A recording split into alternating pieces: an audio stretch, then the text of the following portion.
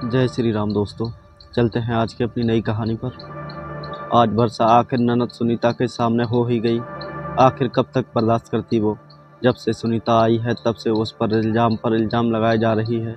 ऐसा कोई रिश्तेदार नहीं होगा जिसके सामने सुनीता ने बरसों की बुराई न की हो। कहीं भी मौका नहीं छोड़ रही थी उसे बदनाम करने का। लेकिन आज तो वो उसके माता पिता के लिए भी इतने बड़े शब्द बोल गई, वो भी उन्हीं के सामने। पिछले एक कार एक्सीडेंट में वर्षा के पति अभय की मृत्यु हो गई थी, जबकि सासू माँ तनु जी तब से बिस्तर पर आ चुकी थी। घर में ससुर गगन जी और 8 साल का बेटा प्रिंस ही था। वर्षा के पास कोई भी काम नहीं था। तब वर्षा के माता पिता ने बहुत कोशिश की थी वर्षा को ले जाने की, लेकिन अपने सास ससुर को देखकर वर्षा ने जाने से इनकार कर दिया। तब तो सुनीता खुद भी नहीं चाहती थी कि वर्षा जाए, क्योंकि अगर वर्षा चली जाती तो पीछे से उनके बूढ़े माँ बाप को कौन संभालता। उससे तो कोई जिम्मेदारी संभलती नहीं थी। शुरू में तो वर्षा घर पर ही रही। गगन जी की पेंशन से ही घर चल रहा था, पर आखिर कब तक। काफ़ी सारी सेविंग्स तो सासू माँ के इलाज में चली गई। इसीलिए गगन जी के कहने पर या यूँ कहें कि समझाने पर वर्षा ने नौकरी के लिए बाहर कदम रखा। आखिर उसने एक स्कूल में नौकरी ज्वाइन कर ली। सुबह घर का काम करके जाती, उसके बाद जॉब से वापस आने के बाद फिर दोबारा घर के कामकाज में लग जाती। उसकी अनुपस्थिति में गगन जी ही अपनी पत्नी को संभालते थे। वर्षा की सैलरी तो महीने की 25,000 रुपये ही थी, जिससे वो घर का खर्चा और बच्चों की पढ़ाई ही संभालती थी। वही गगन जी की पेंशन से उनकी पत्नी का इलाज होता था और खुद की दवाइयों का खर्चा भी। पर कई बार तनु जी की हालत काफ़ी ज़्यादा ख़राब हो जाती थी, तो उन्हें वापस हॉस्पिटल में एडमिट करना पड़ता, जिसके कारण एक्स्ट्रा खर्च सिर पर आ जाते थे। इस कारण धीरे धीरे तनु जी के गहने खुद गगन जी ने बेच दिए। लेकिन ये बात सुनीता को पता नहीं था, और ना ही गगन जी ने सुनीता को बताना मुनासिब समझा।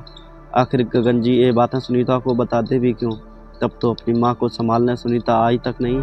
संभालने अगर आई भी होती तो संभालने के लिए माँ के गहने सही सलामत हैं या नहीं, उसका बस चलता तो वो गहने कब के वहाँ से उठा ले के जाती। लेकिन अभी पिता गगन जिंदा थे और अलमारी की चाबी उन्हीं के पास होती थी, इसीलिए उसे मौका नहीं मिला कि वो अलमारी से उसके गहने निकाल सके। खैर 12 दिन पहले ही तनु जी की मृत्यु हो गई। उस समय सुनीता यहाँ आई थी। अब हिंदू रीति रिवाजों के अनुसार तनु जी एक सुहागन औरत थी, तो उन्हें सुहागन की तरह तैयार करके ही विदा करना था। इसीलिए तनु जी के गहने मांगे गए। गगन जी ने वर्षा को चाबी दे दी तो वर्षा अलमारी में से गहने निकाल कर ले आई। लेकिन जब गहनों के नाम पर मंगलसूत्र, मांग, टीका और काने के बूंदे देखे तो सुनीता भड़क गई।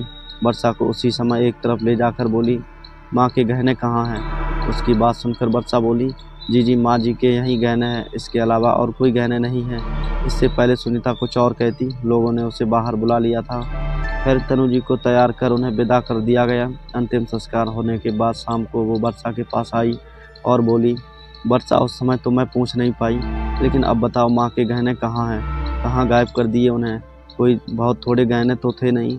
सुनीता का सवाल सुनकर वर्षा हक्की बक्की रह गई, पर फिर भी अपने आप को संभालते हुए बोली, जी माँ के गहने तो बिक गए, अब गहने कहाँ हैं। सुनीता कुछ और कहती कि इतने में गगन जी ने वर्षा को बाहर बुला लिया, इसलिए वो तिल मिलाकर रह गई। लेकिन उसके बाद उसने कोई मौका नहीं छोड़ा किसी भी रिश्तेदार के सामने उसकी बुराई करने का।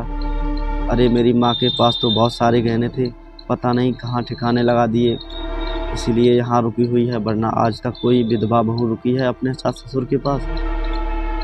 कुछ रिश्तेदार तो सुनीता को समझाने की कोशिश करते, तो वहीं कुछ रिश्तेदार उसकी हाँ में हाँ भी मिलाते। आखिर बचपन से सुनीता ने देखा था अपनी माँ को काफ़ी सारे गहनों में, तो उसे ये लगता था कि वो गहने आज भी ऐसे ही रखे होंगे। पर इतना दिमाग नहीं लगा रही थी कि आखिर भाई तो इस दुनिया में है नहीं, माँ 1 साल से बिस्तर पर है, तो उसके इलाज का पैसा कहाँ से आ रहा होगा। कुछ बातें वर्षा के कानों तक आ रही थी, पर वो फिर भी चुप थी। वर्षा ये तो जानती थी कि सुनीता शुरू से ही लालची स्वभाव की रही है और वो लोगों के बीच उसे बदनाम करने का कोई मौका नहीं छोड़ रही है, पर वो फिर भी चुप थी। आखिर उसे अपने घर में तमाशा नहीं चाहिए था, और वैसे भी सासू माँ के अंतिम कार्य में क्यों बेवजह का विघ्न डालना। पर आज तो वो इतना कुछ बोल जाएगी, उसकी उसे उम्मीद नहीं थी।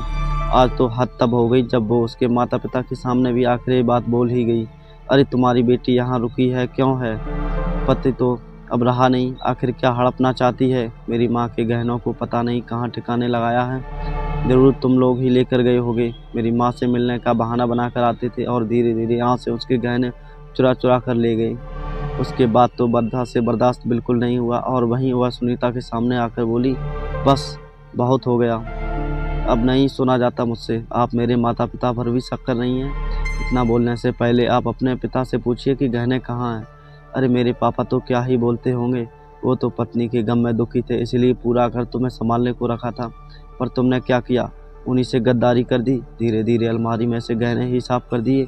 अरे गहने तो हड़प ही चुकी हो, पर अब क्या लेने के लिए रुकी हो?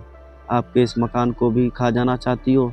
सुनीता ने ये बात बहुत ज़ोर से बोली जो गगन जी के कानों तक पहुंच गई। तभी गगन जी वहां आ गए और सुनीता से बोले, इससे पहले कि मैं तुम्हें धक्का देकर यहाँ से निकाल दूं, तुम खुद ही चली जाओ। कभी जिम्मेदारी निभाने तो आई नहीं तुम? क्या तुम्हारे माता पिता नहीं हैं जो बहू के भरोसे हमें छोड़ दिया?